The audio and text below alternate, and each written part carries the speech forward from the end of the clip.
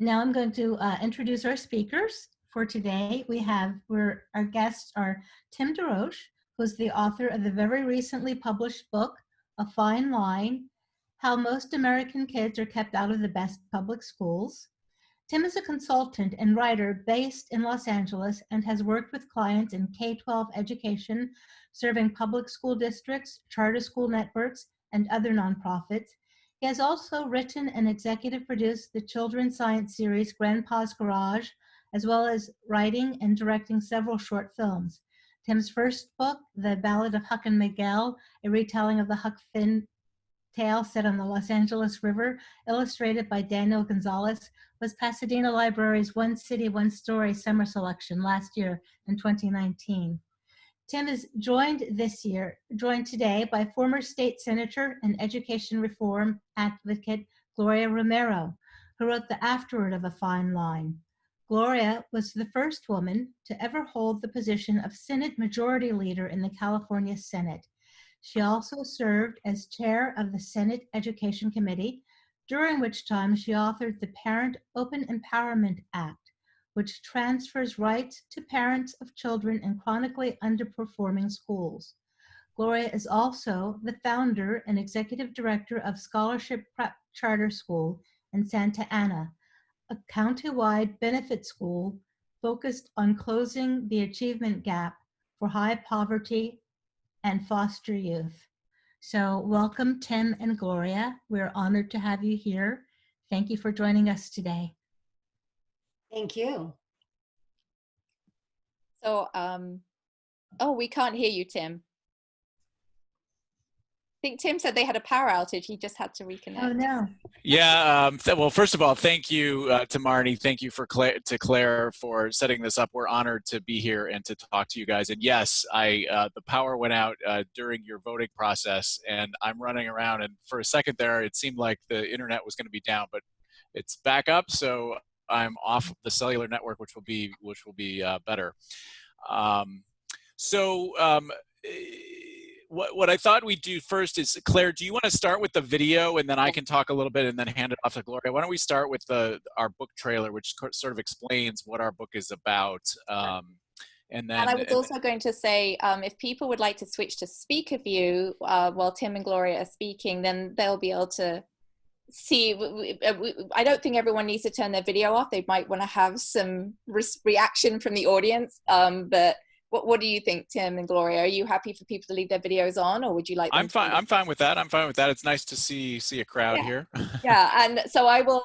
So I've turned it on to speaker view. So again, that's up to the top, and you click on that, and then you should be able to see a big picture of Tim.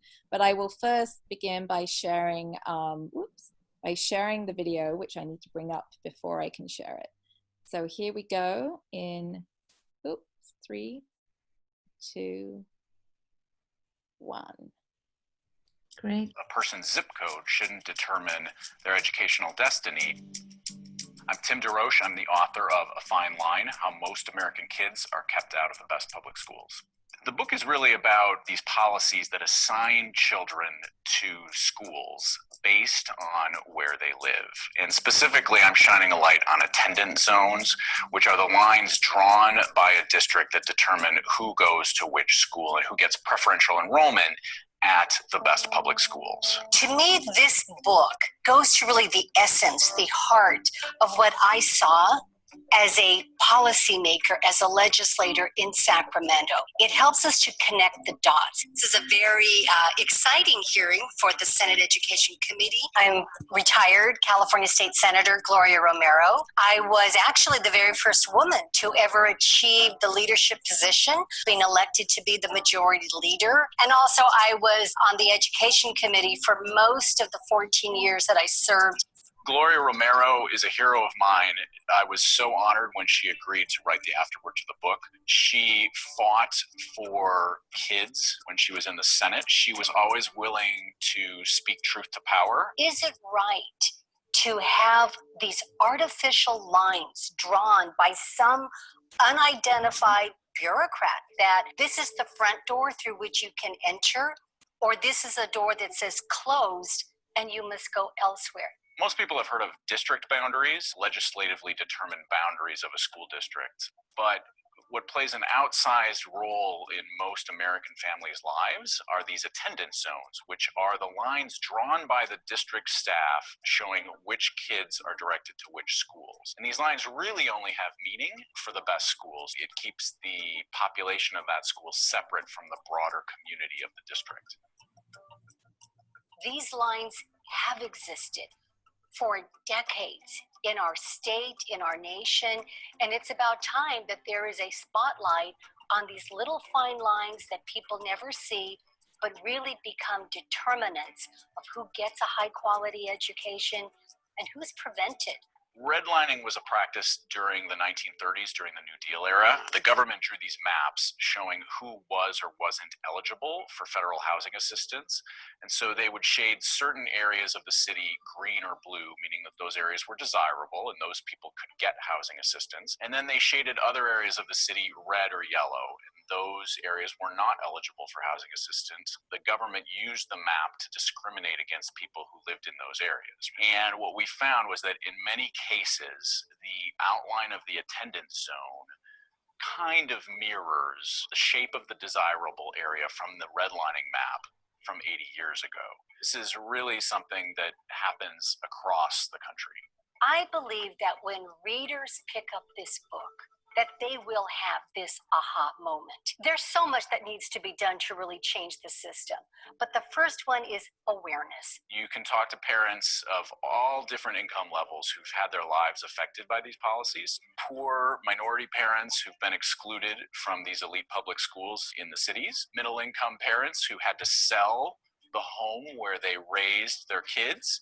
Wealthy parents in Malibu paid a friend for their utility bill. It's really extraordinary the lengths that people will go to navigate these policies. Have the courage to read this book and to understand that this is an opportunity.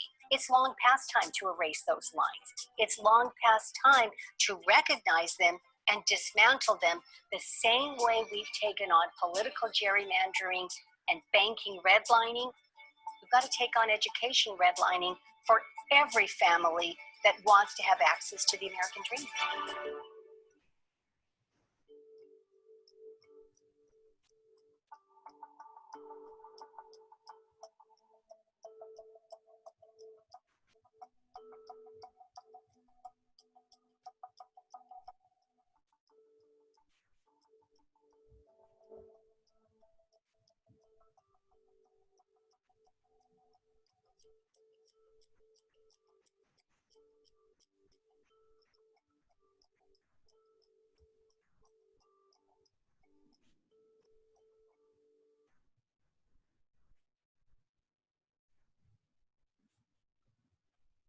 Thank you so much, Claire. That was great.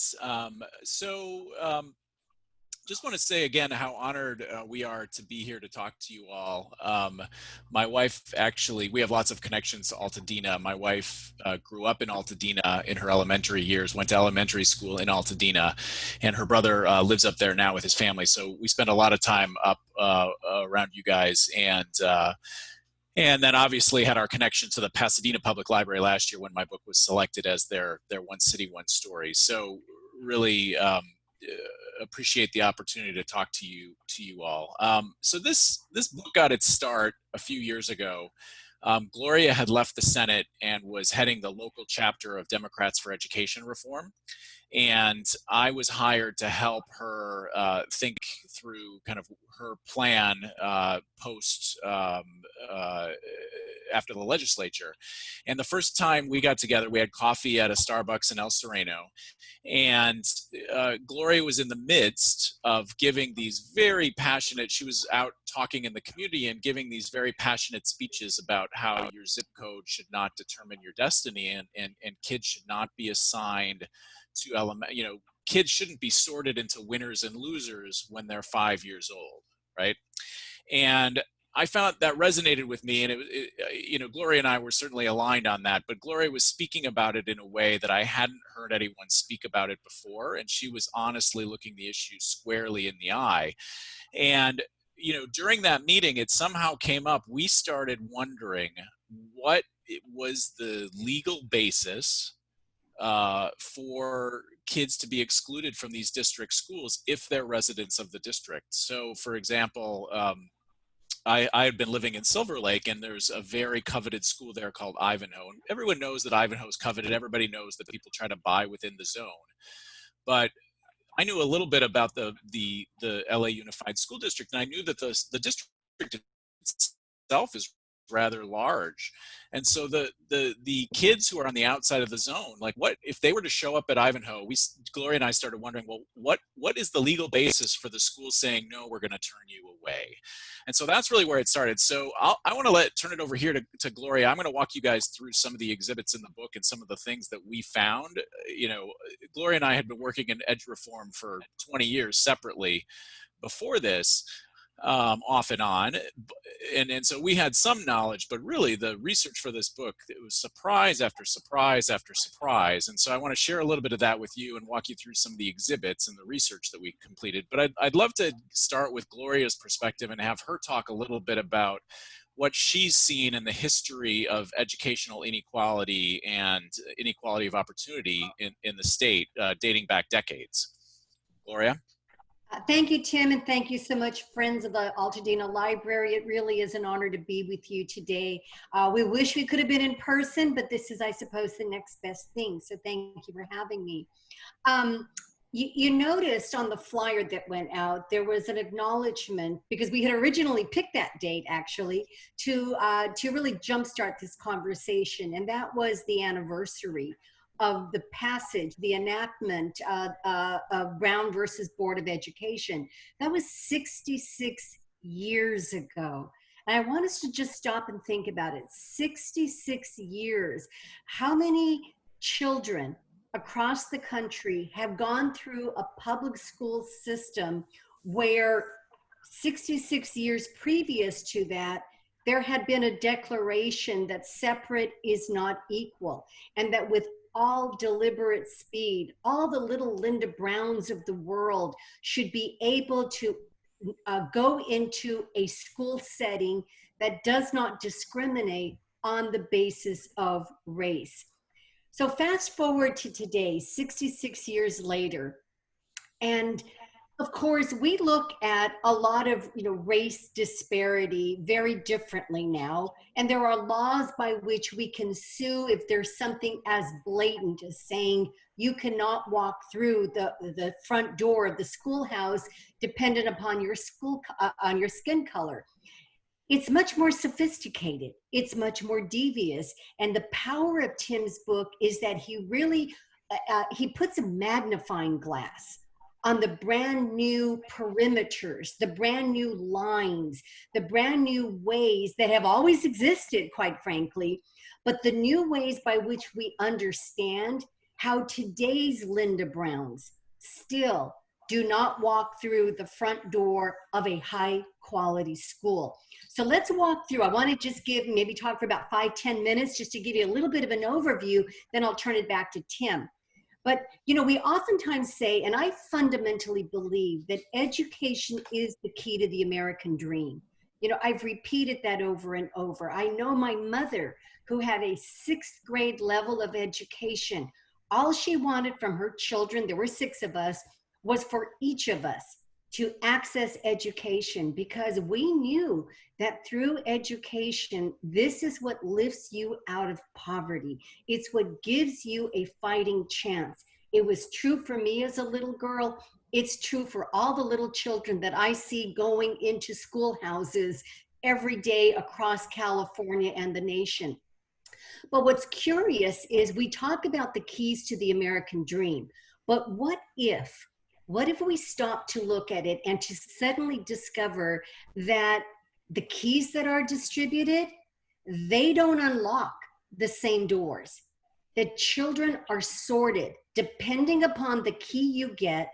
That allows you to enter through the prime door, curtain number 1, or versus go through a side door or a back door or a door through which there are distinguishable and deleterious educational outcomes. What's interesting is if we stop and think about it, 66 years later, Brown v. Board of Education, we actually find that today, in fact, California is actually more segregated than what it was, 66 years ago. If we look at the academic outcomes, the proficiency rates in mathematics or English language arts, just looking at English language arts, it's only 50%. And this is across all students. Although again, too, it's worse when you start adding in high poverty and students of color. But 50%, 1 of 2 students, is not at a proficient level in English language arts. It's even worse when it comes to mathematics. And if you can't do math, how can you ever dream of being a doctor or, going to the moon with Elon Musk, right? So it matters to us. And these statistics have not fundamentally changed, despite the fact that almost half of the California budget is devoted to education. So we'll kind of want to wrap our head a little bit about that. So fast forward, how did I get into this? I told you my mother had a 6th grade level of education. We believed in education. I was fortunate. I was able to go to college on scholarships, graduated, loved learning, became a professor. I was teaching at Cal State LA, and I started noticing that too many, I call them kids, but too many of my students from just across the freeway, and probably most of you know the location of Cal State LA. It's right there, right off the 10 freeway, bordered by the 710. Most of the kids coming from East LA, the east side of Los Angeles, first of all, they weren't even getting across the freeway to the university. And then when they did come, quite frankly, they couldn't write. They could barely read. I would see my athletes who would perform and make money for the school in basketball on the weekends, but they were struggling in my classroom. And so I started really to look at this. And ultimately on the campaign, the platform of education, the need for greater literacy, I ran for the California State Assembly, and subsequent to that, the California State Senate. And I was the professor who was talking about education access and what's happening in the K through 12 system, where kids are doing everything right. They're graduating, they're being forwarded, they're being passed on, but they get to a college classroom and suddenly they are in remedial education. They can't read, they can't write. What is happening here? So I had 2 major assignments as a senator. I was on the education committee for most of the time and ended my career having become the chair of the education committee. And at the same time, I was the chair basically of the prison reform committee. So I've been in every prison in California for nothing that I've done. Okay, but I started looking at it and realizing that, education and prisons, these are flip sides of the same coin. If we do not educate, we will incarcerate. 70% of inmates in California prisons today do not have a high school diploma. Now, I believe in personal responsibility, but you have to look at the statistics. 70% without a high school diploma. So as a senator and looking at education, I started trying to plow through, why is this happening? Remembering my students, thinking, and I would start looking at all the bureaucraties. California, Sacramento Department of Education has got a bevy of reports. Any kind of report you want, you can get it. And I started plowing through these, and I started seeing lists, long lists of schools. These would be hundreds of schools representing thousands of students in California that would be on this list of basically underperforming schools in California. I just call them failing schools because that's what they were. And I want us to stop and think for a moment as well too, when we start looking at the importance of lines, it's not just about the student. These are again too some systemic practices which also involve the funding of schools, the boundaries that Tim is going to talk about, the teachers' contracts that make it possible for teachers to choose in which environment which good school they want to go to, bypassing some of the quote unquote bad schools where the best teachers are really needed to close those achievement gaps and move education forward. So I started looking at a lot of the lists and seeing the rates. And one of the things that I really became aware of was the power of the boundary, the power of zip code. I called it 5 digits of separation. And with Tim's book, it gets even more refined. Depending upon your zip code, that is basically a fast track to what kind of a school you want to be in. And Tim mentioned in the intro that this is where, if you talk to any realtor in the state of California, across the nation, they will identify for you, this neighborhood has good schools, this neighborhood you want to avoid. And it typically comes down to money. How much money do you have? We buy our ways into a good setting. I know we've been talking about this varsity Operation Blues, this whole scandal at USC and parents buying their ways in. Well, the rich can afford it. But what about for just ordinary families? And the power of this book is that it shows this is not just about brown and black and poor kids. This is about middle America. This is about every family being affected by zip code. So it affects all of us. Some maybe more so negatively, but it affects every family. So you basically have to buy your way into a zip code. And I want you to stop and think for a moment, where else in American life are you stopped at the front door and asked for your zip code? I mean, you can worship at the church or the temple of your choice. You can go to any park in California. You can go to a dentist, you can go to a doctor, you can go to a shopping mall. In education, you can apply to any university. You can, if for childcare, you can go to any childcare center. Community colleges have made big changes, which we'll talk about after Tim speaks a little bit more. You can go to any community college. It's only in K through 12 public education where the door is slammed shut, starting with the zip code and then the fine lines that Tim identifies, where if you do not reside within that fine line, basically, you are given a different set of keys. And the important thing to think about is that nobody knows about this really. You're just told, this is the neighborhood school. And most of us go. We take our little lunch pails with us. We go, mom and daddy says goodbye to us. We get picked up later. We have very little information. What Tim is going to talk about and what the power of this book describes is somebody drew these lines.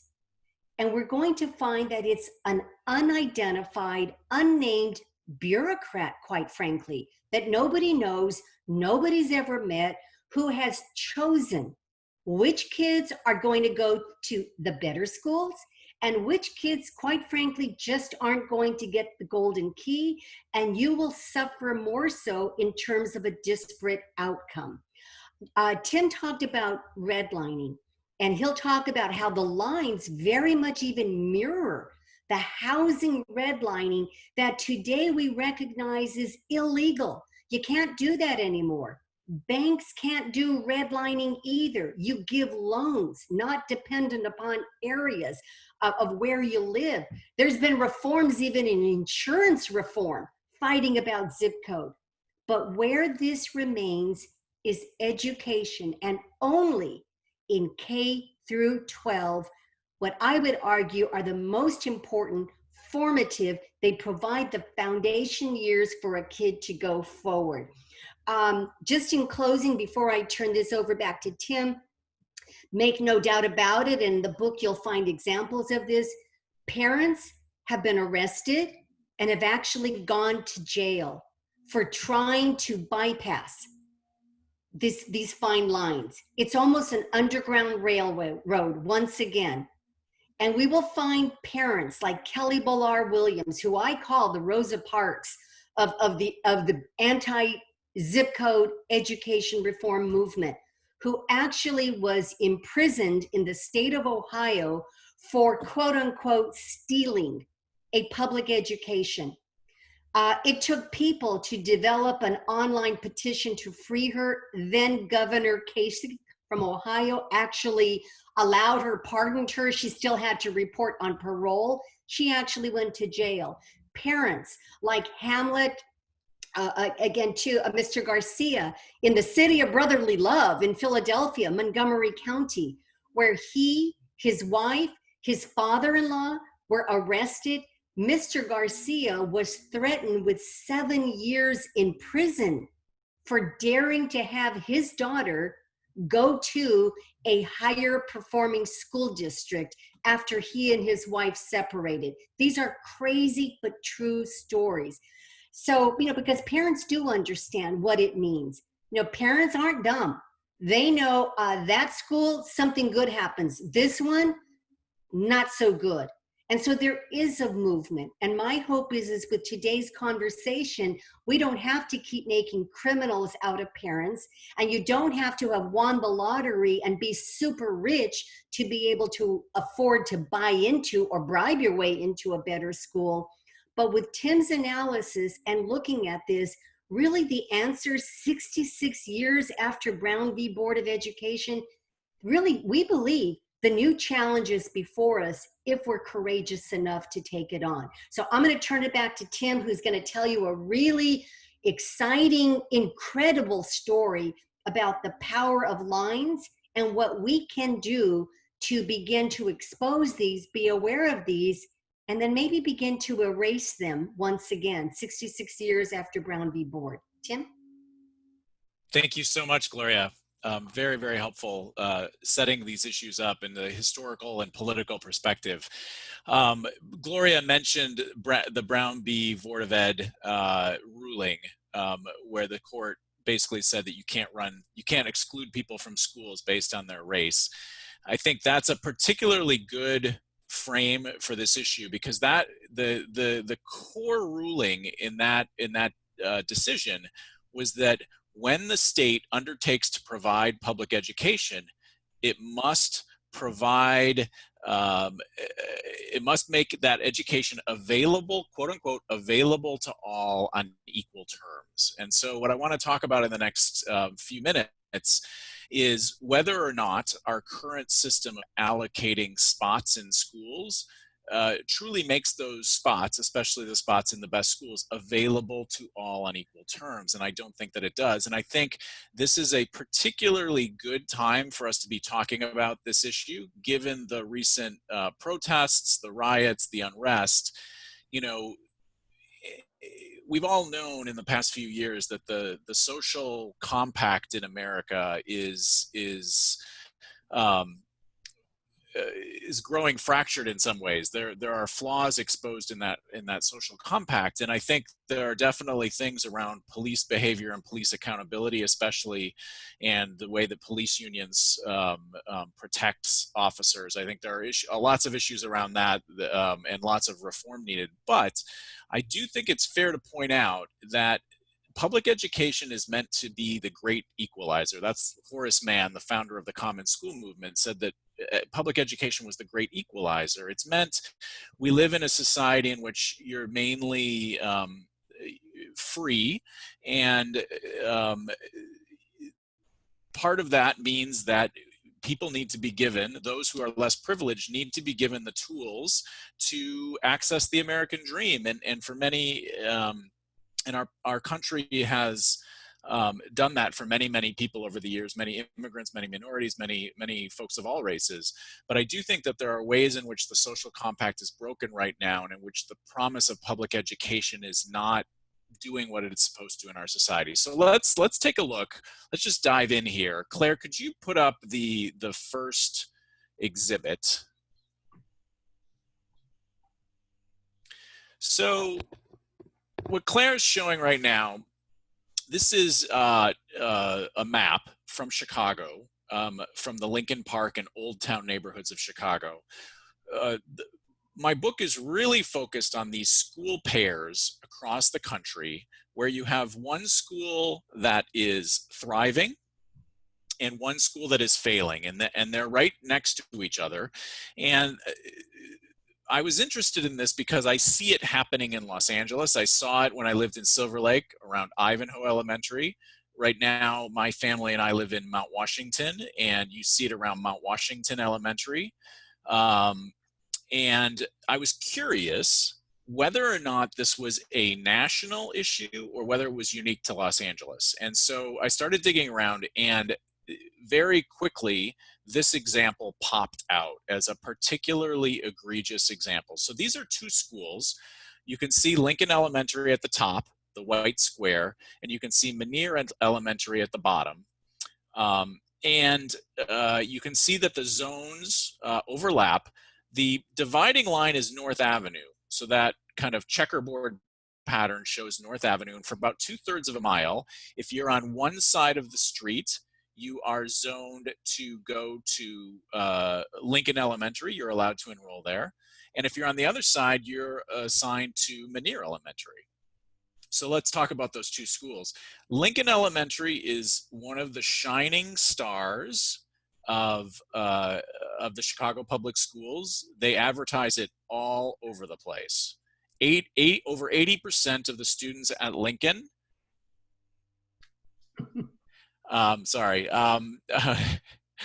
over 80% of the students at Lincoln are proficient in reading. And if you and people will pay, if you talk to folks in Old Town and Lincoln Park, people will pay for $200,000, $250,000 extra to live on one side of the street versus the other to make sure they're in the right zone for the equivalent house, right? And so it's a very, very coveted school. Manier Elementary, on the other hand, is a very, very troubled school. In 2019, not a single graduating eighth grader from Manier tested proficient in reading. So this is a particularly egregious example of how an attendance zone boundary keeps these two populations separate. And many folks have said to me, well, it's not about the school, right? It's the kids. And it's the families, and obviously the families who highly value education are moving in, privileged families who highly value education, who probably, their parents probably have college degrees. They're moving into that zone. And to some degree that may be true, but I want to point out that I went onto Google and I found 2 healthcare clinics in this neighborhood, right? One healthcare clinic that is north of North Avenue and one that is south of North Avenue. And if you look at the performance of those health clinics, both of those health clinics get positive ratings, right? Their ratings are very, very similar because there's no ability for those health clinics to discriminate on it based on who goes there. So they can't keep populations separate. People freely go cross over North Avenue, going north or south all the time to go to health clinics. They go north and south all the time to go to restaurants. They cross North Avenue all the time to, go to church. And so there's a constant mixing, and the demographics of those two schools are very different. But for the health clinics, the demographics of the health clinics on, a couple blocks north and a couple blocks south, those are similar demographics and they perform equally well. What keeps the two schools separate is that attendance zone boundary. So if you call up Lincoln Elementary, as I did, doing a bit of minor league gonzo journalism, I called up Lincoln Elementary and I said, hey, my family's thinking about moving to Chicago. I hear great things about Lincoln. How can I get my kid in there? They're very honest. You have to buy a house or pay for an apartment within that zone. And you're going to pay extra, and you're going to have to show up with proof. So the dynamics of how this plays out over time, this is a particularly good example because a few years ago, about 10 years ago, what happened to Lincoln happened to several schools around the country, of these several elite schools like this. What you see is young families crowding into that zone. And over time, the housing prices go up and the school gets fuller and fuller and fuller. And what happened in this neighborhood of Chicago, there was an effort, something had to be done because Lincoln could not serve all the students in that zone. So you would think in a fair system, you'd think that, oh, the Chicago public schools would go around and they'd redraw the lines to address where the demographics have changed and reassign kids and draw the lines to make sure that the kids would be equally distributed amongst the schools. Well, that came up as a possibility, but it didn't happen. What happened was the families in the Lincoln zone went above the head of Chicago Public Schools. This is when Rahm Emanuel, the Democratic mayor, was in charge of the city.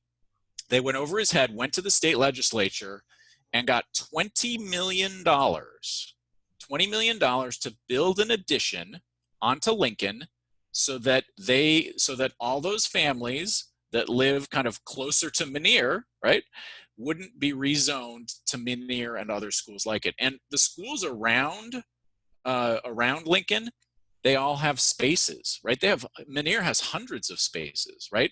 So basically the school system has plenty of seats to serve the number of students within the boundaries, but they're building a $20 million addition, or they did build a $20 million addition, in order that those families wouldn't be reassigned to a different school. And what I'd like to point out is that Meniere has been failing for decades, right?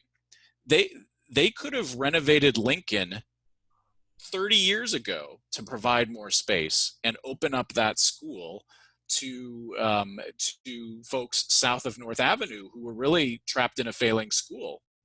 But nobody wanted to do that. Nobody wanted to renovate Lincoln to add more space for those kids.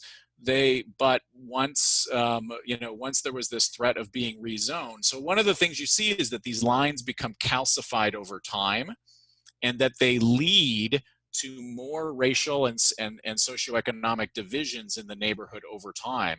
In LA, these lines just become hardened over time because people are buying into the zone, and so they will fight tooth and nail to prevent those lines from being moved, even if it would make the most sense in terms of the allocation of kids. So I hope that's clear. So the book is really built around these pairs of schools. So there are examples like this in Philadelphia. We have several examples from Los Angeles. We have a couple examples from New York City, an example from Atlanta, an example from Dallas, an example from Seattle. This is not a red state versus blue state problem. This is a national problem. So let's take a look now. I want to show you what we found about the correlations with redlining. So Claire, maybe you could bring up the redlining animation of Ivanhoe. All right, so don't quite play it yet. Pause it for a second. So what you're seeing here is an old redlining map of the city of Los Angeles. So I don't know how many of you are familiar with redlining. Redlining got its start in the 1930s. In the New Deal era, the federal government was passing all of these programs of housing assistance, and the federal government needed to decide who was eligible or ineligible to receive housing assistance. So a government agency started drawing these maps, and what you can see is that here now. So this is the map from, I think it's from 1937 or 38 of the Los Angeles area. Claire, you can hit play now. So what you'll see is that it's color coded, right? So the blue and the green areas are the quote unquote desirable areas, right? So these are the areas where they decided that the geographic area, or perhaps the residents within it, were desirable. So, okay, can you hit pause? Can you go back and just show that? Yeah. So take a look at this. So these are the green and blue areas, the desirable areas. You can see there aren't that many desirable areas, right? The federal government decided that most of the city of Los Angeles was not so desirable. And they put in place these policies where the folks in these red or these blue and green areas were eligible for housing assistance and federal mortgages, and those outside were not. So let's keep going, and we'll show you the other.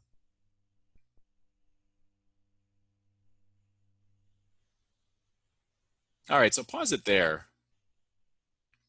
So this is what you're seeing. These are the red, pink and red, which are declining or quote unquote hazardous areas of town.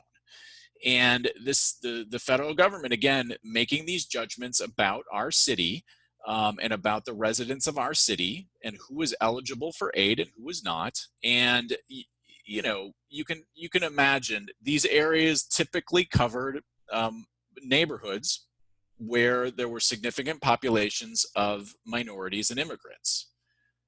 So it's the vast bulk of the city. So let's zoom in here and we'll look at Silver Lake.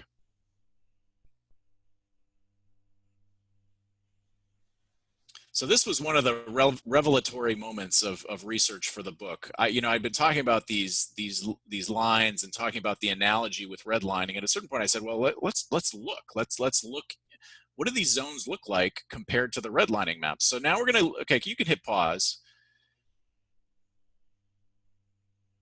So this is the Silver Lake area of Los Angeles, as shown on the redlining map from the 30s. The red dot indicates Ivanhoe Elementary, which is one of the most sought after, coveted schools in LA Unified. And the black line, as you're seeing, the black checkerboard line, shows the attendance zone. So let's let it play out here. So what you're seeing here is the shape of the attendance zone. And now we're going to fade in. Okay, now, just a second. Let's let it fade in a little bit more. Yeah, there, stop there.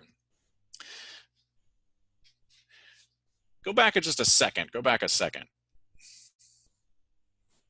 Yeah, so what you can see is that the shape of the attendance zone really mirrors to some degree the shape of the quote unquote desirable area of Silver Lake from the 30s. So it's kind of extraordinary to see, right? I mean, these are maps that are almost 90 years old, almost a century old. And in some cases, the attendance zone still reflects the shape of that area. So let's show the rest of the video, Claire.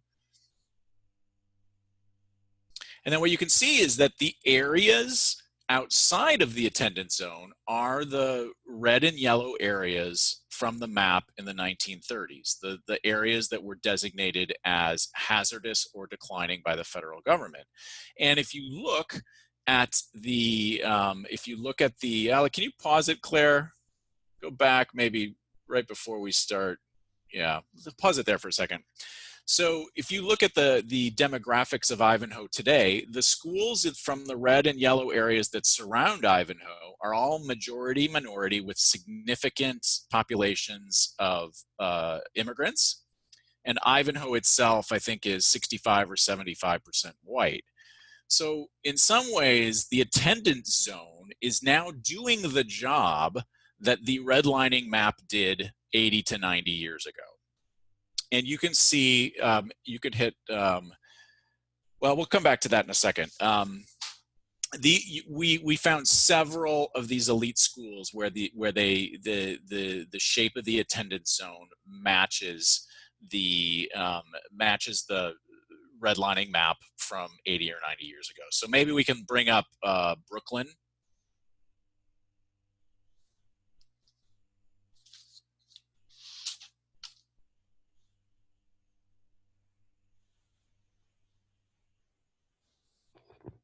Claire, could you bring up, so what I'm going to show you is a shot from Brooklyn just to show that this is not unique to Los Angeles. So this is, what Claire's going to bring up is an attendance zone from Brooklyn of an elite public school called PS8 Robert Fulton. Very, very similar dynamic to Lincoln Elementary in Chicago or to Ivanhoe Elementary in Los Angeles or Mount Washington Elementary in Los Angeles. And you can see here, it's not exact, but the checkerboard pattern shows the shape of the current modern day attendance zone. The blue area was the desirable area back in the day, and the red areas indicate the areas that were judged to be hazardous by the federal government. So they are still excluded. And if you look, again, if you look at the at the demographics of PS8, you see that PS8 has a majority of white students, and the outlying schools that surround it and that are on the opposite side of the attendance zone boundary are the schools with heavy populations of immigrants and minorities. And then we can also show Dallas. So same thing here. The white areas are the parts of the city that were not developed back in the day. So they didn't get a color back in the 30s, but you can see that the border between the blue and the yellow areas is almost exactly where Dallas draws its line for, this is for prestigious Lakewood Elementary in Dallas.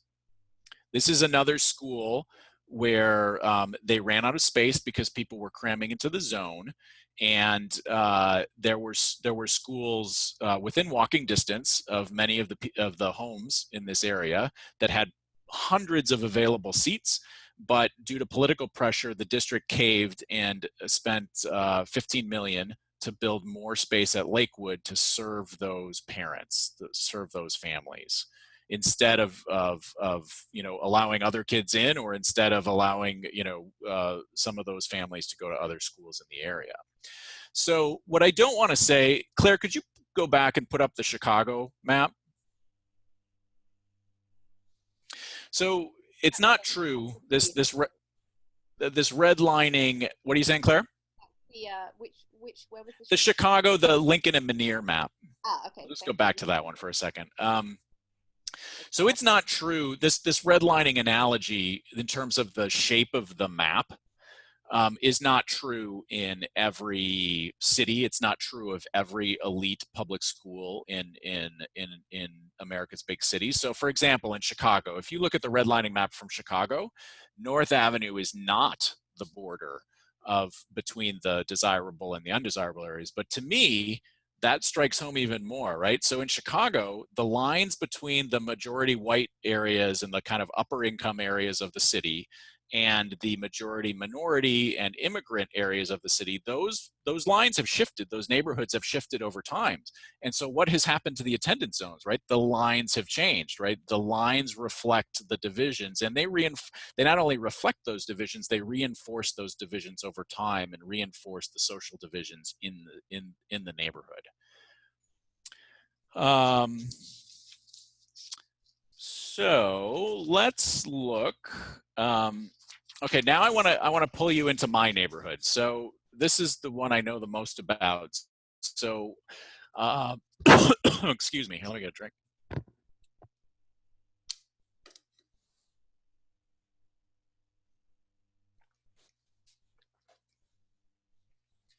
All right, so this is my neighborhood, not too far from Altadena.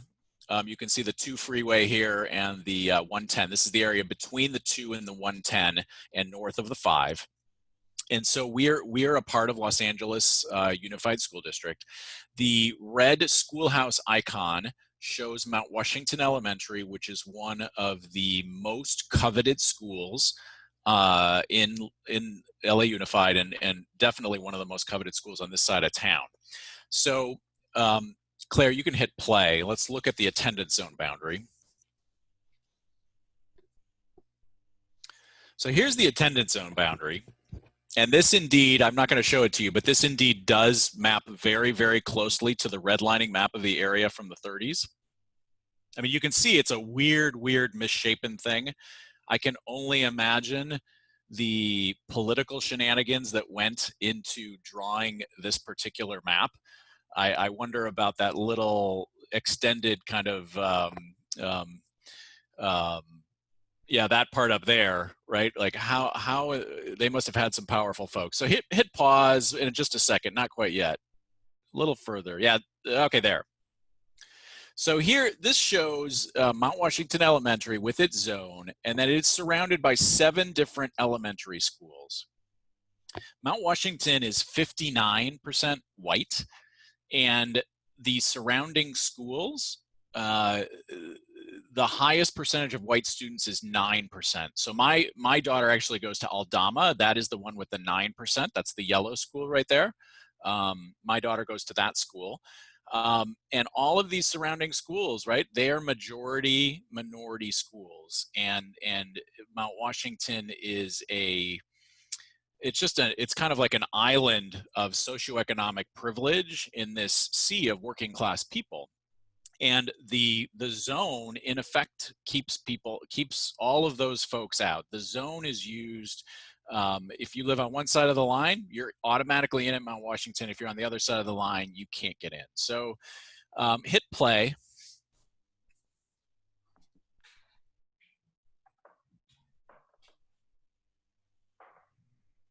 All right, so now hit pause.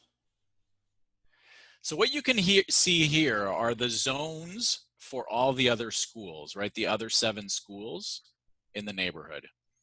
Now, I want to make a very important point here, which is that all of those other zones, they are not being used to keep kids out, right? So Los Angeles Unified, like many other schools around the country, has seen declines in enrollment with declining birth rates, some loss of kids to charter schools for sure, but they have seen declining enrollment. And so there are lots of open spaces like Menier Elementary in Chicago, like I think it's PS 307 in Brooklyn.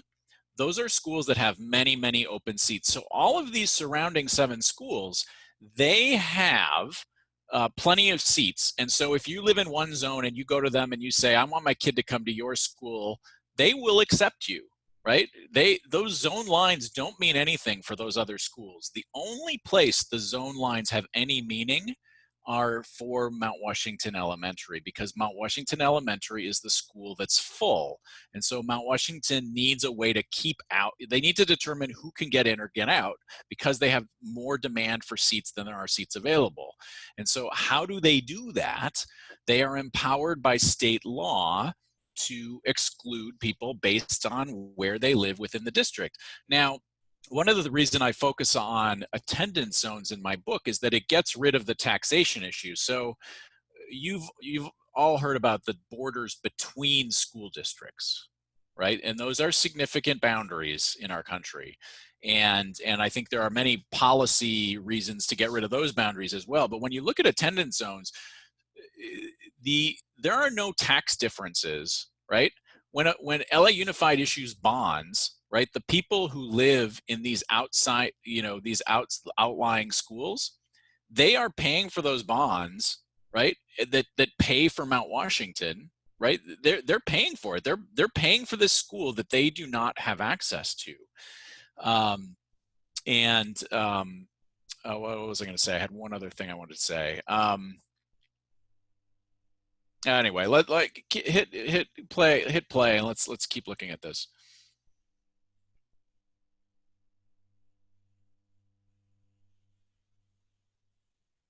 So now let's look at reading proficiency.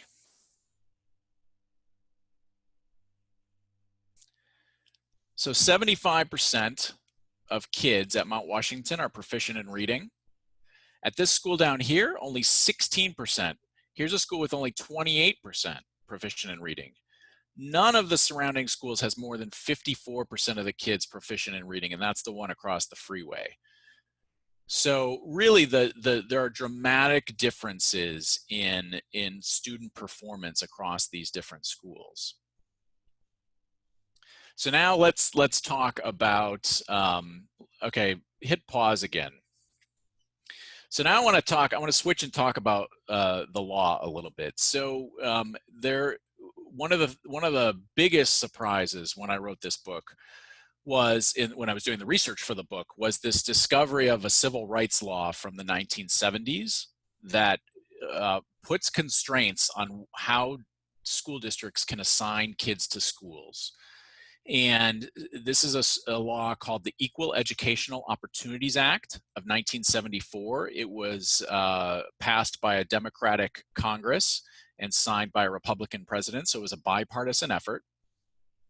And what this law says is that a school district cannot assign a child a minority child to a school that is not the nearest to their residence if that assignment would worsen segregation, right? So basically what you've got is you've got Congress saying, hey, you can't use these zone lines to keep your schools segregated. And as far as there has been no, the courts have not taken on this issue. There have been no lawsuits around this issue. But if you look at the striped areas, so you can hit play. There are 3 striped areas here. And once they're in, we can hit pause, Claire. All right, you can hit pause.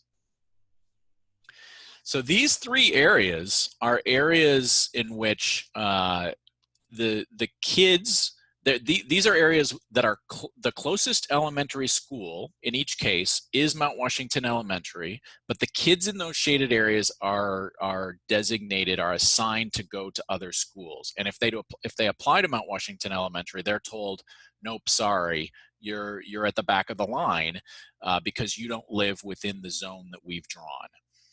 So the important thing to note here is that any minority child, any minority family living in these striped areas has a right under federal civil rights law to an equal opportunity to get into Mount Washington Elementary. So what we are exploring and what we're hoping some families will do is challenge these lines. It's partly a way to get fair access to these schools. It's also partly a way to raise public awareness of the impact of these lines and how oftentimes people are being assigned to schools that are not the nearest to their house. And those assignment decisions are worsening segregation. They're not just worsening racial segregation, they're worsening socioeconomic segregation, and they're dividing our neighborhoods, is what I see happening. And one final point I want to make is that we looked, I said at the beginning that we were very curious about the legal basis for these distinctions. So when Mount Washington Elementary turns away a kid who lives in one of those shaded areas, how are they doing that? What is the legal basis, the legal foundation for that? Well, it turns out in California, the legal foundation for keeping those kids out is the quote unquote open enrollment law, right? So an open enrollment is designed to allow children to have access to any school within their district, or sometimes if it's cross-district open enrollment, it's designed to let kids have access to schools that they are not assigned to that are even across a district line. But in the case of California's open enrollment law, this was a law that was sponsored by a Democrat again and passed by a Republican. So this was a bipartisan law in 1993. The law provides an exception. It says that any student within a district has a right to go to any school within that district. That's the open enrollment part. But the exception is you cannot displace a child who is zoned to go to that school. So it is in effect the open enrollment law that provides the ability for the district to enforce these geographic enrollment preferences and keep kids out. And so that one exception provides the basis whereby they can keep kids out. Therefore, families cram into the zone. Therefore, prices go up. Therefore, real estate prices go up. Therefore, the divisions in the neighborhood grow over time and the lines become calcified. So with that one exception, you get the full the whole cycle starts, and it's a very hard cycle to end. And the other thing I'll say is I'm very sympathetic. This is a hard message for many families to hear. I certainly have many friends who have bought homes in these attendance zones, and they did not do so out of any ill intent. Right? They were trying to find the best school for their kid. They were using the wealth that they had to try and do right by their kids. I understand that. And so I have sympathy for them. And obviously, if you were to get rid of lines, it would have an impact on property prices. And they would also no longer be guaranteed access at these elite schools. And that is a hard message for a lot of people to hear. But that said, and I'm sympathetic to that, but that said, I don't think that these policies are good for our social compact, and I very strongly believe that ending these geographic enrollment preferences, especially the ones within districts, the attendance zone boundaries, would go a long way to restoring the promise of public education. Because think about it, if you're a family down the hill here in Glassell Park, you probably hear about this elite school that's so good that everybody wants to go into, everybody wants to go to, and you know you're not allowed to go to that school. And I think that does tremendous damage to our social compact. Claire, and I will say one other thing. I'm sure you guys are going to have some questions about what we think are good solutions to the issue. And I have purposefully been somewhat agnostic about solutions. I think in an ideal world, you would have either the state legislature or Congress or the courts rule that you can't use geography to determine who gets into a school. If they are a constituent of that district, if they are a tax-paying member of that district, you can't use geography to keep them out. What I like about a solution like that is that it frees up experimentation. It provides districts the ability to experiment. So you could have some districts might experiment with a centralized lottery. There have been some districts that have allocated seats based on a centralized lottery. You might have some districts who would go to a system more like a system of school site lotteries, like charter schools use. Indeed, charter schools are forbidden by the state law from using geography to determine whether you get in or not. At least geography of where you live within the district. And so, some districts might experiment with that type of school site system of lotteries, and other districts could experiment with other ways that would provide an equal opportunity. So for example, even like first come, first serve, that's an imperfect system, probably some potential for abuse. But what I like about systems like first come, first serve, or a centralized lottery, or school site lotteries, at least they are built on the principle of equal opportunity. Because right now we have a system that's not even built on the principle of equal opportunity. And so you just get these big divisions emerging over time. So Claire, why don't you put up the last slide? So this is another pair of schools, very similar. This is the pair in Seattle. This is John Hay Elementary in the Queen Anne neighborhood. This is Lowell Elementary nearby. And so I did the same thing I did in Chicago. I called up and I talked to a staffer at John Hay, and I said, my family's thinking about moving to Seattle. We're looking for good schools. We keep hearing all this good word about John Hay. How do we get in there? And she said, well, you got to move on the right side of Denny Way or whatever she said. Get on the right side of the line and you'll be guaranteed to get in. If you're on the wrong side of the line, you're not going to get in. And I played dumb a little bit. And I said to her, well, that doesn't seem fair, right? It doesn't seem fair that I've got to pay a premium, a couple $100,000 extra to live in this area to get access to this public school. And she said, well, yeah, it's not fair, but we have to have boundaries somewhere. Otherwise, no one would want to go to that other school, right?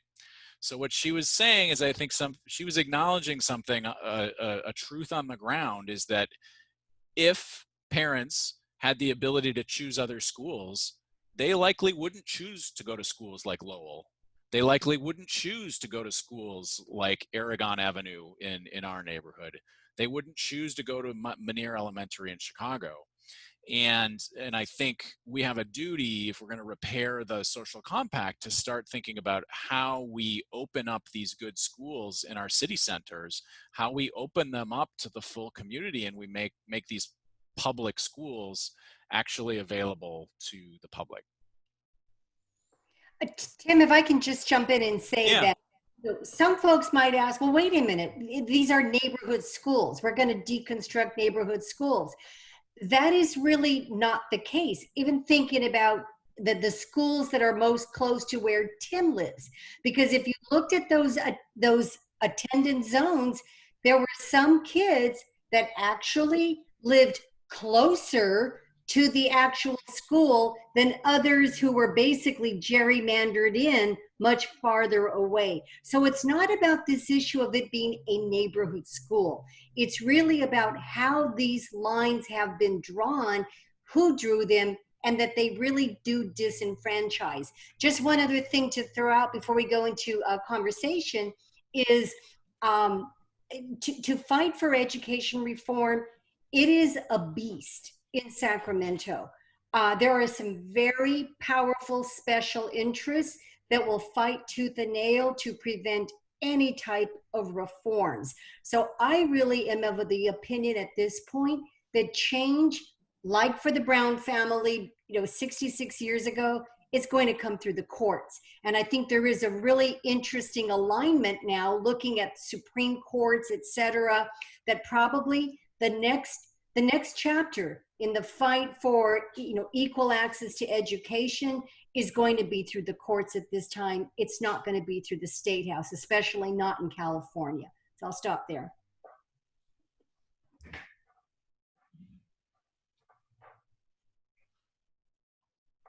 Okay. I don't know if Marnie has a question or comment that she wants to start with. I know that Dave has posted. I'm apparently the only one who can see the chat messages. I'm sorry. So Dave, do you want to ask your question? Sure. Just Hi, Dave. Yeah, hi. Very good presentation, Tim. Thanks. I appreciate it. I guess it's a general question, but to make it specific to your first example, how did it happen that Lincoln got to be good school and Manier is a crappy school? How does that occur?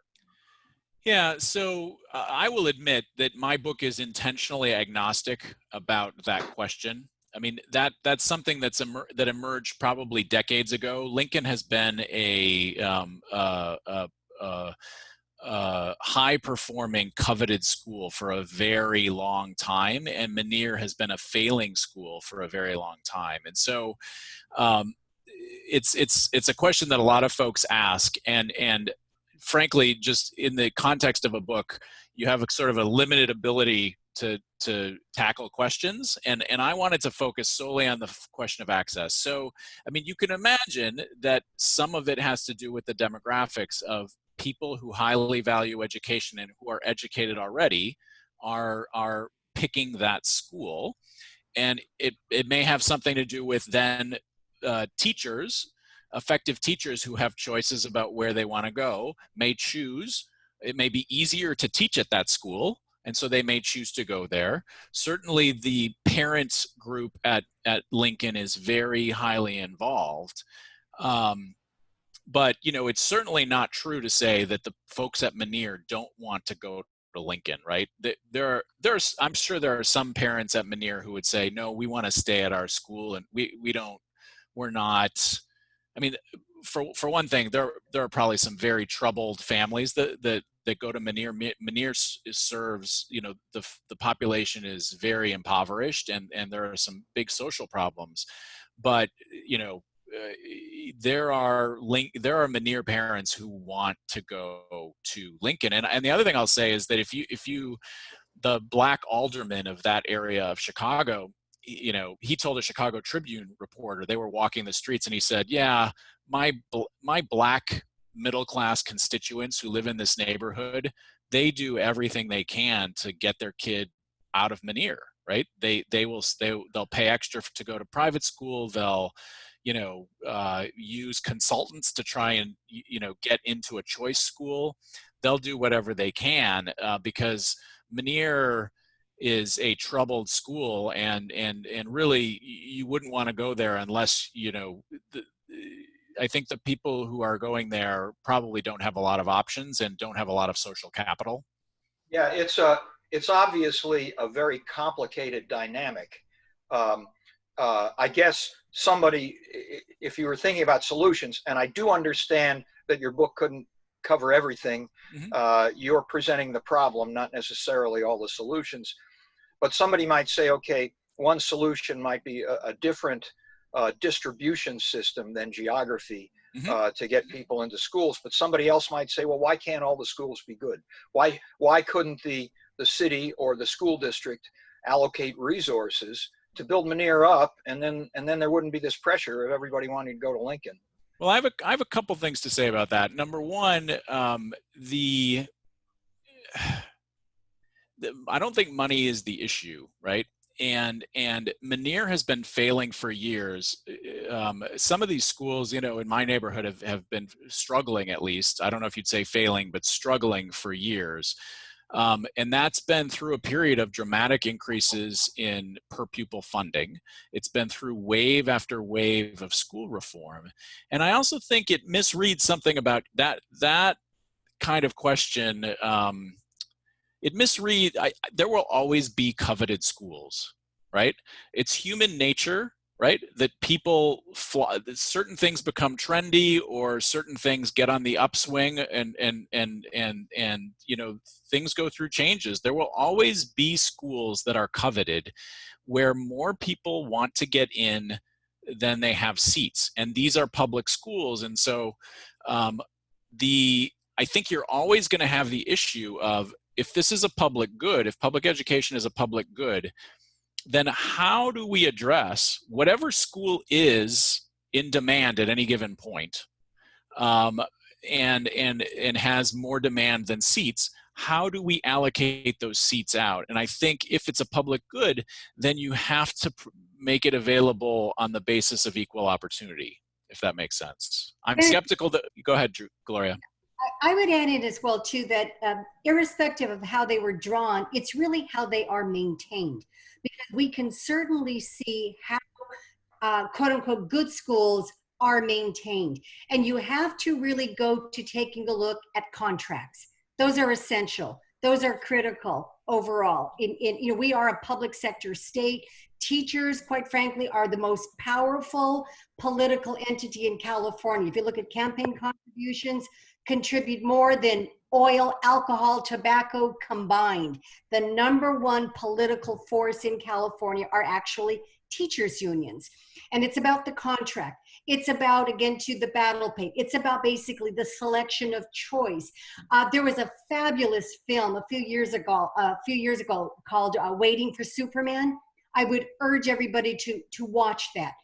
You take a look at what we call the dance of the lemons, where you basically can't fire a bad teacher. You cannot fire a bad teacher in California. So what happens then is that the good school gets to, via the contract, send them to the worst school. The whole issue of seniority. The Vergara lawsuit in California, again, to another case just a few years ago, ultimately unsuccessful at the California Supreme Court. But that was one that sought to look at how, these types, the Manier schools, how they basically are maintained as basically bad schools. The schools that you don't want to go to, but you're forced to because you're told that's your boundary. And I will say, sadly, it's our current U.S. Senator, Senator Kamala Harris, who, as the Attorney General, chose sides with the teachers union to fight back this very important reform that would have begun to bring about changes for kids in California. So I think you have to look at all of those. It is an in-depth battle. And when you start looking at how hard it is to erase these lines, you really are directed to politics and power and money and maintaining status quo that, I'm going to say quite sadly, it works for the adults in the system.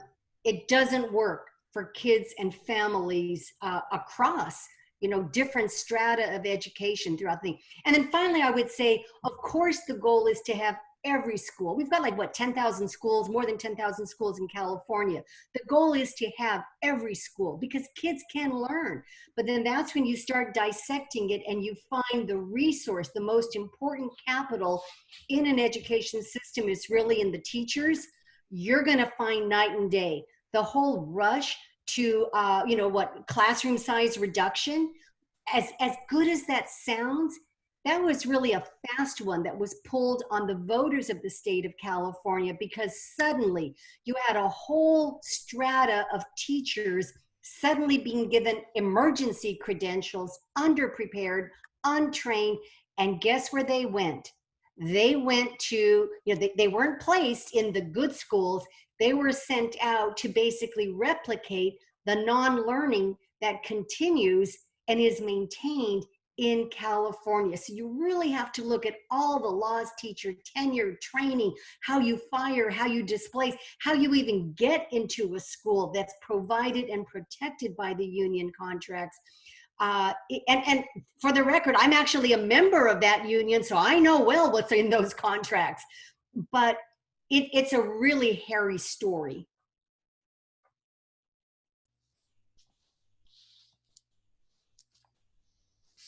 So I have a question. If there's no one else, if anyone else has a question, please feel free to speak up, unmute yourself and speak up. I have a question. This is Terry. Can you hear me, Claire? Hey, Terry. I can hear you. Hi. I can hear you. Yeah. Might be a silly question, but I'm using your district as an example in Mount Washington. You showed the popular school, and then you have all of the other schools around it that are performing at a lower level. Mm-hmm. But my hunch is that all of the parents are paying the same tax basis to keep that local school district, to pay for it. And yet there's this huge disparity in testing and results and so on. And have there been ways, has the state looked at ways to incentivize good teachers to go to lower performing schools so that they can start to pick those people up by the bootstraps, for lack of a better term, and make that a better performing school? Yeah, that's a tough one. I think the Gloria may know more about this, but the unions really believe in paying for positions, right? So they want to keep the salary the same at different positions at different schools, and certainly one way to draw kids into, or draw good teachers into those poor performing schools would be to provide some bonuses and things like that. And right now, I don't think that's, there may be small programs on the margin that I'm not aware of, but it's not a big part of teacher pay. Exactly. There's the whole the salary schedule.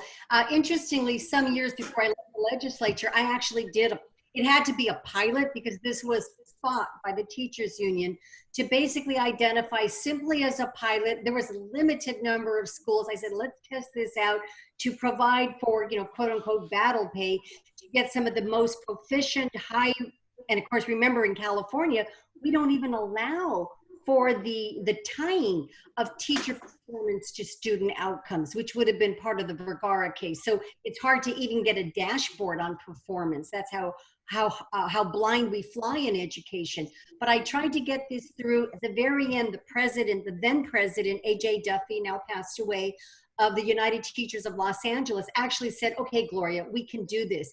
Had he not done that, it would have been like just dead in the legislature, because teachers, the union is basically the gateway by which you get something to the governor or not, quite frankly. But even still, it was a pilot program. But exactly what you say, well, let's start putting it on the books, because most of the research on teacher efficacy and student learning clearly shows it's not about dumb kids. I mean, by that matter, I was a dumb kid. My mother had a 6th grade level of education. So it's not about where you live or what kind of a school you've been trapped in. It really is looking at the quality of instruction and being able to get into classrooms where you can really gravitate and be seated for knowledge. So yes, something like that. But California law right now, it's just not there. Okay, thank you. So I have a question, if I may. And I was wondering, how does this seem to work for star athletes at the high school level? Does redlining in any way inhibit their ability to go to a better or a nominally better school or a different school than their home school? So that's not an issue that I know a lot about, but my read is that if a family or a student is in demand, then usually these schools have ways to get around these laws. And I will. The other thing I'll say is that in my book I really focused on elementary schools, right? And so you don't have the athlete question in elementary schools. That's more of a high school question.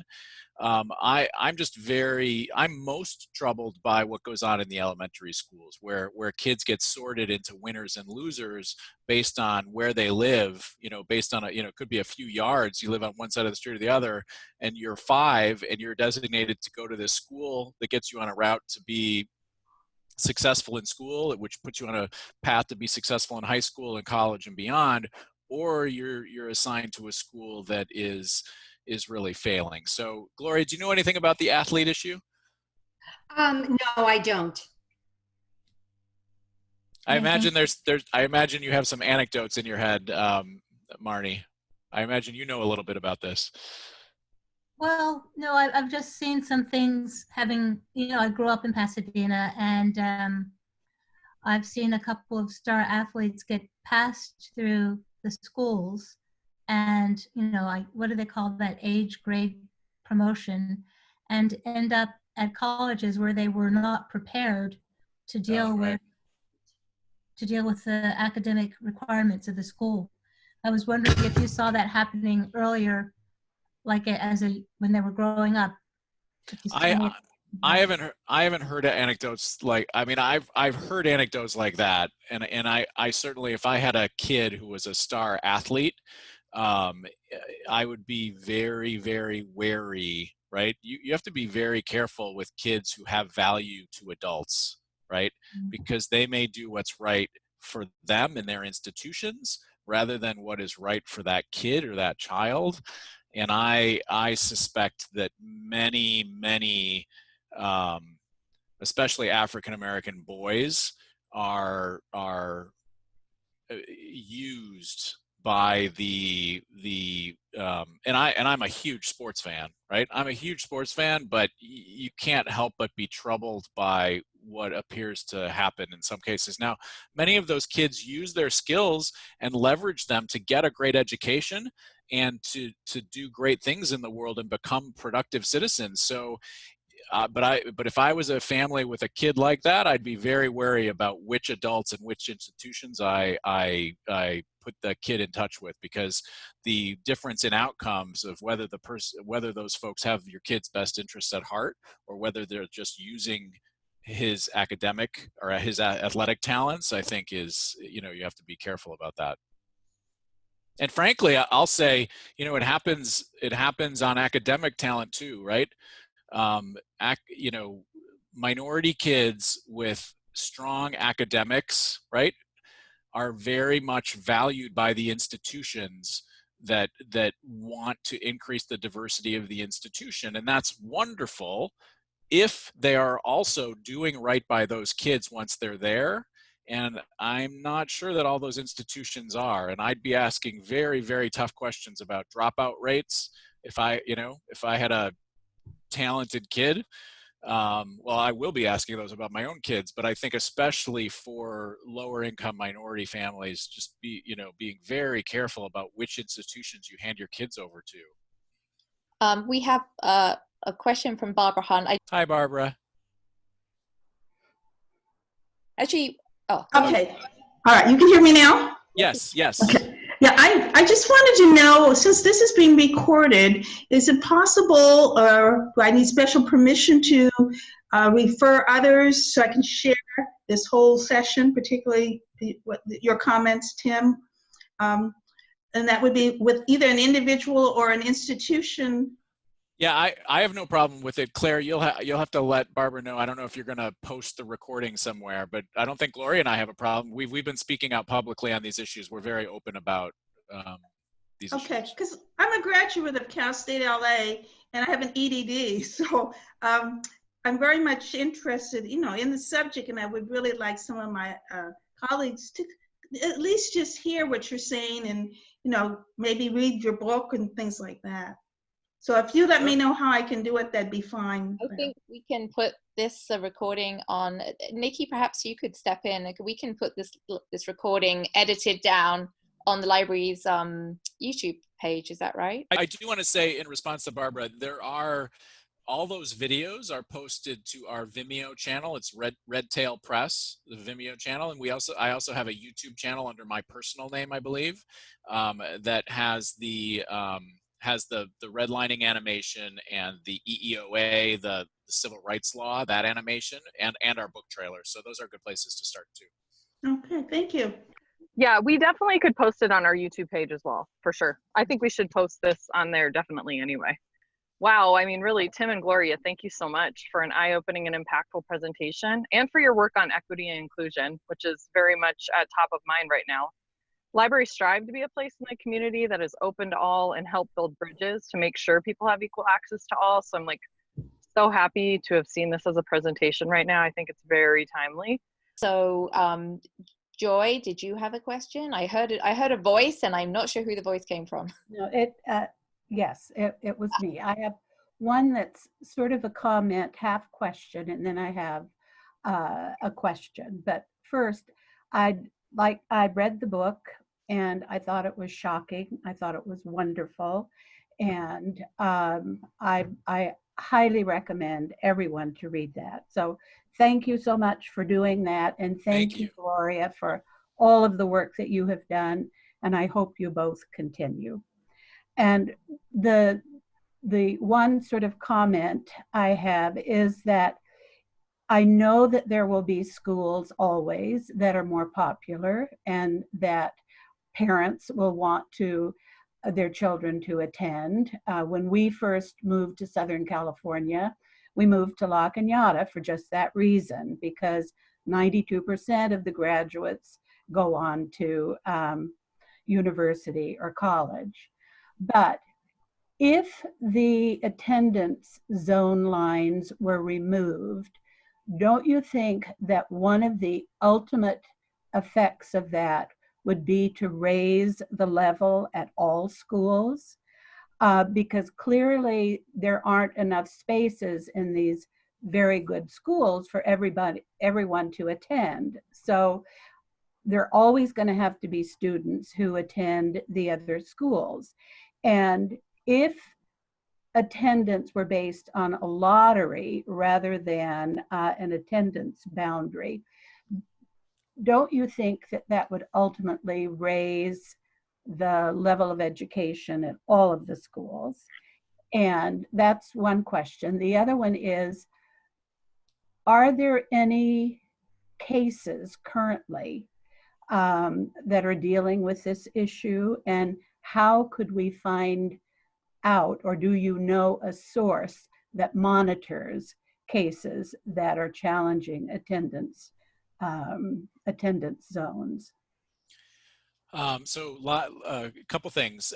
So first of all, I don't know of any existing cases. Gloria and I have talked about it, and we've talked to various lawyers over the years. And so we may be involved in some of that. I published a piece about the legal issues in the journal Education Next just a couple weeks ago. So the word about some of the potential of these legal strategies is just starting to get out there. And so, you know, I'm very curious to see what kind of response we get from that. As for your first question is my favorite question, because a lot of people say, well, DeRoche doesn't understand, you know, the schools aren't, you know, this isn't a zero-sum game. We need to make all schools better. I completely agree with that. And I think you're onto something, Joy. I believe if it was more of if people were choosing their own schools and there was a lottery to get into these coveted schools, my belief is that it would improve all schools. And I have a couple reasons to think that. One would be those healthcare clinics, right? You look at those healthcare clinics on the two sides of the line in Chicago that are both performing at about the same level and serve a mixed demographic instead of an isolated demographic. And then I would also say, you know, I've read some economic research about shoppers, about selective shoppers. So for example, I don't look at prices of apples in the grocery store, right? But I benefit from the people who do compare the prices of apples in the grocery store, right? The grocery store, because everyone's shopping all over, the grocery stores know that they can't price their apples at 20% more per pound than the one down the street. Not because I would never notice that. I frankly would never notice if my grocery store charged 20 cents more per apple. But there are some people in the community who are price shopping, and we all benefit from those very selective shoppers. And right now, all of our selective shoppers for schools, or at least a big portion of them, people with social capital, are all concentrating, using their wealth to concentrate in these little cloistered schools. And I think we would all benefit if those people were more broadly spread out. I think those people would argue for more choices for more children. You know, one of the things I see in our neighborhood is people buy a home up on the hill to get into Mount Washington, and they favor keeping other kids out of that school. And then they say, well, we don't need charter schools. Everybody should just go to their neighborhood school like us. Well, if those people were in the same boat that the whole rest of the community is in, if they didn't have guaranteed access to that privileged school because of their wealth, then I think they would be much more likely to say, hey, I want other options. I want choices. I want to be able to pick the right school for my kid. And I think that would have beneficial impacts for all of us. And I want those folks, I want to be shopping for schools with those people, right? I want to benefit from their selectivity, if that makes sense. If I can add to that as well, I think there has been innovation. People are trying to think outside geography. And some have worked better than others. Some are more limited than others. But for example, charter schools. Charter schools are not the answer, I don't believe, but it is one tool in the toolbox overall. And it is, basically in defiance of geography, and many studies do indicate that a high quality charter school in a community will basically lift all boats.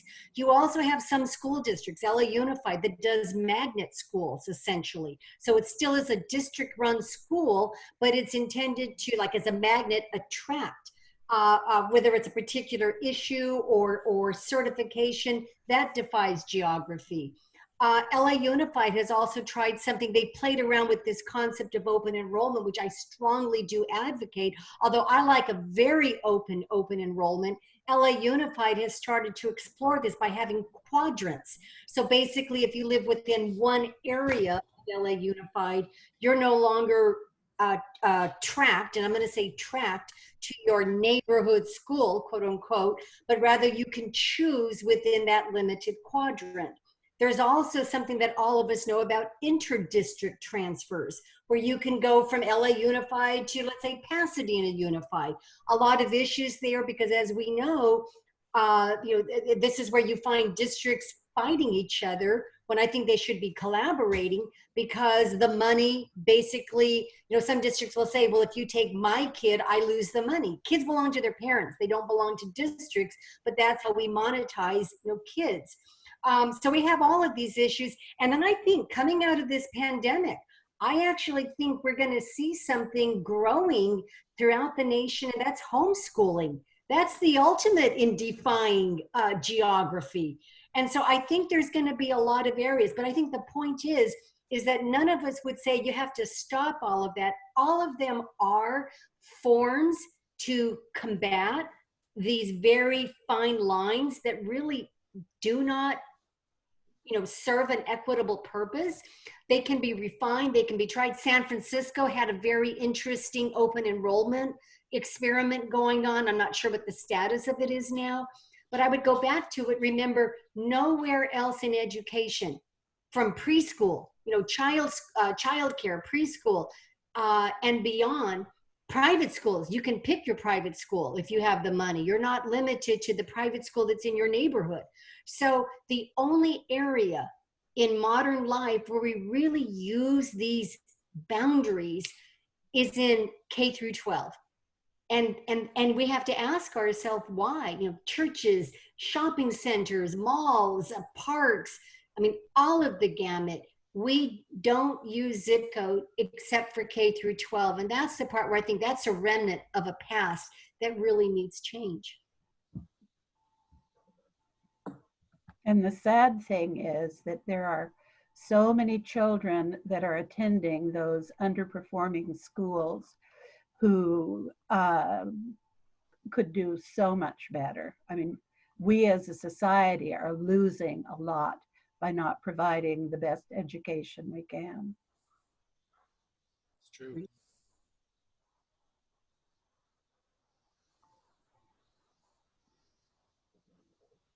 So I wanted to mention, I just posted in chat, if anyone is interested in purchasing a signed copy of this book or Tim's previous book, The Ballad of Huck and Miguel, you can contact him, and we'll also send out details by email to all of you, because all of you are registered for the meeting. Are there any other questions? I just want to say, oh, sorry. I was just going to say, I have both of your books. Oh, cool. Yes. This one was not from Pasadena, but from my own private little book club. Oh, that's awesome. I love to hear that. And so how, were you saying, Claire, how we could ultimately get these signed? I think that would be wonderful. Yes, I was saying that Tim has kindly agreed to deliver the signed books, presumably in some bulk, not individually, to the Altadena Library at some point, I guess, when you've gathered a number of orders, and then people will be able to pick them up via the curbside pickup service. Well, and Joy, if you have books that you already bought and you want me to sign them somehow, we can figure that out once the pandemic passes. I'm happy to do that. And the other thing I'll say is I'll make sure any books that you guys buy, I'll make sure that we get Gloria to sign those as well. So they will be signed by both me and Gloria. That would be wonderful. Thank you. That sounds fantastic. That's so great. I think my question that I had was asked, or I had some questions. They all got asked by other people at some point. One of the things I was going to ask was about whether you knew about any current court battles, and I think it sounded from the book that you feel like the legislative option, and you already said that in your talk, but you think the legislative option for changing this is just a non-starter because of the groups that have, influence, and just it's so hard. It's already kind of been tried and it's failed. Well, what I would say is that this is a national problem, and one of the great things about our system is that we have a distributed, there are many, many states, and there are many ways that folks could experiment with ways to loosen these restrictions. And so in some states, the environment may be different, and there may be an appetite for getting rid of some of these zones and for trying different things. As Gloria has pointed out many times, the California community college system used to be based on strict geographic enrollment preferences, and they were seeing declines in enrollment in the 80s. And so the legislature passed a law that said, we think California should have the right to choose which community college they go to. Everyone gets an equal opportunity to apply to community colleges, and they did that as a way to draw students back into the system. And I think as some of our K-12 systems struggle with enrollment, some states may start looking at ways to, looking at this as a way to draw people back in, because you can basically have more specialization. And I think some folks who are leaving the system now might come back if they had access to the schools they wanted. And on that note, I would like to add that, we had spoken ahead of time, just getting ready for this this great meeting today. I pointed out that there are some real strong education leaders, and I would say reformers, here in the San Gabriel Valley. Former Senator Jack Scott, of course, he headed up Pasadena's City College. He was my chair when I was a member of the committee. He always supported all the crazy education reform laws that I was trying to pass. Valuable resource. Former Senator as well, Carol Liu, La Cañada Flintridge, again too. Current Senator Anthony Portantino is a voice in education. There's a lot of, again, to well-known educators. I think it would be really interesting to maybe think about a panel, and although Tim, you didn't talk about it extensively, it is briefly mentioned in the book, There's a historic case that deals with equitable access to education, the Jackson case that involves students in the Pasadena School District here in the San Gabriel Valley. So it might be something to continue the conversation going and maybe tapping in with some of the legislators as well, former legislators, and Senator Scott could also talk about the community college option because later he was appointed as the chancellor of the California community colleges before he ultimately did retire. So there's a lot of, I think, expertise, and it could be a really interesting sort of think tank as far as looking at how do we go forward, because certainly Tim's point in writing the book was not just to write the book, but really as a calling card for action. We are looking for, who's going to be the little Linda Brown, who is going to be the next one to really fight for this, going back into a courthouse once again. And that's where Tim and I would love to continue talking with anybody who's interested in finding those options and opportunities, because we have to be the eternal optimist to really continue to believe that education is the key to the American dream. We just want to make sure that it is really accessible for really anybody who desires it. And I think in keeping with, as I said earlier, our desire to help the library, support the library anyway, and the whole community in ways to have these kinds of conversations and to have more speaker meetings and more panel events and more community discussions about some of these issues, I think that would be really great. And maybe it's something, as we said earlier, that the Pasadena Library and the Altadena Library, who are already coordinating on some great programs, could put this sort of thing together, because I think there's a lot of people from different groups who would be great to be on a panel, as well as the people you just mentioned. So that sounds really great. I was just going, I should ask if there are any other questions. I haven't seen any other questions posted in chat, but people should feel free to speak up if they have one last one.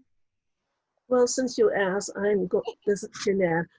I'm going to ask about, I was just getting to the part in the book where they were talking about gifted programs and other ways that people use to get out of the district they're in or the school that they're assigned to, and I wanted to hear a little bit more about that. I guess I should ask also, are the gifted programs in the different school areas equivalent? And Tim, you're still muted. Thanks. Sorry about that. Thanks for the question, Jeanette. Yeah, it's one of the, in the book, I sort of divide folks into three groups. So there are the address pickers, people who select a school. They select a place to live based on the school in that area. And then there are the school shoppers. And these are folks who probably don't live in one of these elite zones, but they go out and they use other programs like gifted and talented programs or magnet programs, as Gloria said, or charter schools or private schools even. These are folks who are looking for the right school for their kids across a broad spectrum. And then finally, there's just the passive folks who just kind of go, they don't pick where they live based on the schools, but that they just send their kids to wherever they're told. So the gifted and talented one is a big one. And, the big issue nationwide is that, white and Asian kids are much more likely to be assigned to gifted and talented programs than are African American and Hispanic kids. And so you just have to be careful. They've shown that for a given level of achievement, that an African American kid is half as likely to be deemed, to be designated as gifted and talented as a white kid of the same achievement level. So you got to be very careful about that now. But I think that probably varies quite a bit from district to district. So some of those programs are probably great. The other thing I'll also say is that there's a lot of evidence that African American teachers are better at finding those gifted and talented African American kids than are white teachers, right? The track record, you know, the percentages, and certainly you don't want to paint with too broad a brush, but if you look at the statistics, white teachers just designate African American students for those programs at a much lower rate than do African American teachers, and so I would worry about that. If I had a kid that was African American, I would just be very attentive to that. And those programs, I mean, our daughter applied for a gifted and talented program because we're in the school shopper category. We're trying to figure out what the right option is because we live just outside one of the zones. And, you know, she's a talented kid. She did not meet the criteria, whatever those criteria were for a 5-year-old. And, you know, those are government programs. You know, I'm skeptical, right? I'm always skeptical of what some bureaucrats deciding about which kid is talented and which isn't. Like, who knows? Like, they could have good intentions, and it could be a well-designed criteria list, or maybe not. I don't know. I don't know if that answers your question. Partially, in alternative schools, do you know about the alternative school programs also? Or? I don't know very much about them. I know that there are, I know of them, but I don't know very much about them. And the quality probably varies quite a bit. I mean, one of my messages from the book is, and my sister is an educator and has worked in urban public schools for 20 years. You know, no family of any income level, of any race, should be passive about where their kid goes to school. And there's no way, there are no broad patterns, right? There are charter schools that are wonderful, wonderful, amazing schools. And there are charter schools that aren't very good. There are traditional district schools that are quite good schools. And there are district schools that are failing kids. And that you wouldn't want your kid to be in. And you really don't know that until you go visit the school. And part of the message of my book is, you know, over 50% of the American public are in that passive group, right? The passive group that just sends their kids to whatever school they're assigned to. And I'd argue, and there are a lot of wealthy people in that group. There are a lot of people who live in the suburbs. There are people who live in the inner cities in that group.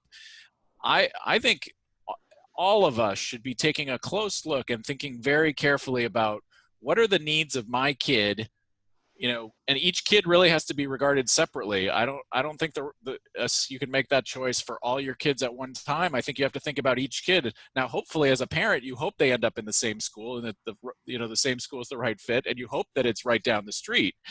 But certainly I don't think it's right for our society where parents just turn that decision over to the government. I think we should all be thinking very, very carefully about what are our kids' needs, which school will they thrive in, what school will be best for them. And I think alternative schools are one option, but I think you've got to look at the individual school to know what's really going on, if that makes sense. Oh, sorry, go ahead, Jeanette. I was just going to comment that there's so much to think about in this book, and what you have both been saying. There's a lot to analyze and consider when you think about what contributes to this redlining and what contributes to children's education. And I'm just wondering if you want parents, or not even parents, just the regular citizen, because I don't have any children, I'm not going to have any children, even though I'm 2 doors away from a school. What do we as the public do to assure that all children get a more equal education, a higher level education?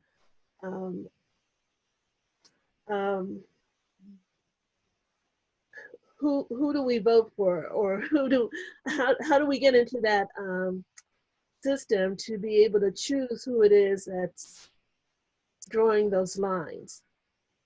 How do we find out who's drawing the lines, and how do we influence positively the way that those lines are drawn?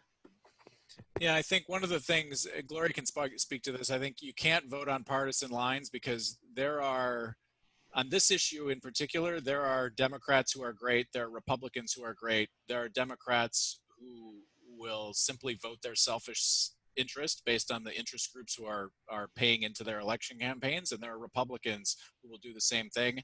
You can't, this issue in particular cuts across partisan lines. Gloria is a great example of a hero on the left who has fought for these battles, and a recent bill came out from Senator Mike Morrell. He's a Republican out in Rancho Cucamonga, trying to open up more cross-district open enrollment so that kids can cross district lines more freely. And so, you know, you really have to pay attention to what each person is saying and whether or not they are willing to go against the adult interest groups, I think, that are pushing on them, and whether they're willing to be open-minded, and whether they, and I think also whether they see the issue through the lens of, you know, should kids, you know, there's a group of folks in our society who think kids should be assigned to schools, and some of them are well-intentioned, but I don't think that's going to solve, it's going to be problematic for our country if we keep going down that route. We don't do that in any other area of our life. And so I think folks who are willing to see beyond that simple lens, I think, is an important thing to look for. Gloria? And I agree with everything that Tim has said. I think also, too, taking a look at the local level, we all have school boards. Even charter schools have board of directors. But I think it would be interesting if you take a look at even election statistics. It's something like maybe 10% of voters vote in a local school board election. They are really, really very low participation. So basically, you know, politicized status quo interests are the ones who carry in the candidates of their choice. It might be interesting to start talking to your local school board members, asking them about, hey, what about the attendance zones? Because I would submit to you, they probably don't know. Maybe it's a way to find out from the local bureaucrat, hey, you know, who drew these lines? How did they come to fruition? We see a lot of transition of school superintendents. Do they know about this? And so it might be even an interesting conversation to start inviting or talking with your local school board members, because probably they have no idea either about these fine lines that Tim has exposed in this book. There's just so much to be done. But the bottom line is that the power of this book, I think, again, to do my little commercial here, I have it again. Power of this Thank book, you, Gloria. it really should be an aha moment. That really, this is something, you know, these boundaries, lines are really strong determinants of how kids get tracked and have been tracked and will continue to get tracked unless there is some action. So, I would just say there's so many conversations that we can, whether we have children or not, we all pay the property taxes, we all pay the fees, and we're all going to be asked to vote on measures that sound great, but in my own opinion, it's not about how much money you put in the system. It really is about the reforms that come out of it. How is that money used rather than how much more is put into funding public education in California? What struck me in the book very much was the school, and I think Philadelphia, that was this innovative school linked to the university. Is that the one? Yeah, the University of Pennsylvania. Yeah, Pennsylvania, and it was so striking because it was this case where people were obviously trying to do the right thing. The legislature or the school or the state or whatever were trying to do a great thing, and they were trying to put a really good school into an area that was, I think, majority African American, right, and relatively low income, and it had failing schools there before, and so they put this wonderful school in, and within, I know I shouldn't be saying this, you should be saying it because I remember it, but you can see, you can test me how much I remember the book. You're getting it right, yeah. Within like 13 years, the house prices had nearly doubled because all these people were pulling into that school attendance zone because they wanted their students to go to this wonderful school. So people who lived there originally were being pushed out. Because the rents were going up and the house prices were going up, and it was unsustainable for them to live there. And to me, that was saying, even if you try and fix the problems that are, you know, if people are trying to fix this problem in a very, very tangible way, and you're actually, in this case, the attendance zone was producing a disparity that didn't exist before. It was changing in effect where the redlining would be, because, and that to me, that was the kind of, and it disrupted that working class community, right? That there was a working class community there, and you know, communities sometimes disrupted, right? Things change, and things that we care about aren't always going to last forever. But when you create a school and you create an attendance zone, and it's a coveted school, and then all of these people rush in to buy houses, and it ends up pushing other people out, that, you know, that might have happened anyway for other reasons, but it shouldn't happen because of government policy. So anyway, that's my soapbox. Well, Claire went right to the example I was thinking about too, that it shows that people within the community can do something to change how the school is operated and lift it up. But then that does happen where, because the school is lifted up, then the change in the community happens. But here's where I was going with that, is how can we support that school? One of the examples that you gave was the woman who didn't have any children was offering her time voluntarily to help with the music program. I know that's not the focus of your book, but did you see other examples of that elsewhere? Well, you see at these elite schools, people are very eager to donate, right? It's the troubled schools that are the problem, where they're harder schools to go into, the kids are harder to work with, and so those are the schools where people need to, you know, engage, and they need more parent involvement, and they need more volunteers from the community. These elite schools, like in Mount Washington, I think what you're talking about is, you know, this indie rock, right, icon teaches music up at Mount Washington Elementary, right? And it's just a very different environment at these elite schools where you get lots of high profile people coming in to volunteer. But it's the more troubled schools that need the help. Yeah. well, thank you so much. This has been amazing. And we really thank you. We've gone half an hour over our planned time. So thank you very much for staying with us, Tim and Gloria. And thank you so much for the opportunity. We're so honored. Well, and it was wonderful. It was a great conversation, really good questions, and I appreciate it. It's a tough topic. It's challenging, so I appreciate the depth of the questions and your willingness to hear us out. Thank you so much. It's been very informative. Thank you, Tim.